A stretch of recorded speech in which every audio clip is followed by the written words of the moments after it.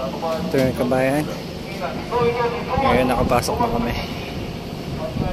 Ayan. Daan-daan silang binibira. Ayan. Pinokontrol nila yung by this cable.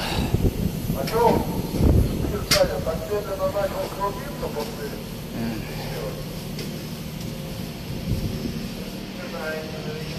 Ngayon sa Pro naman nag-ready. Dalawang cable din lalagay nila dun. Ito, may nag-aalalay ng fender.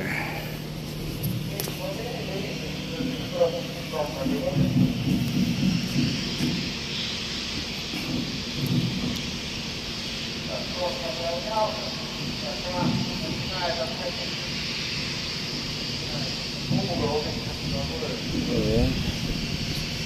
Inaalalayan niya para hindi magasgasan yung barko. Ayan kabayan, relax na kami dito. Sa Pro naman yung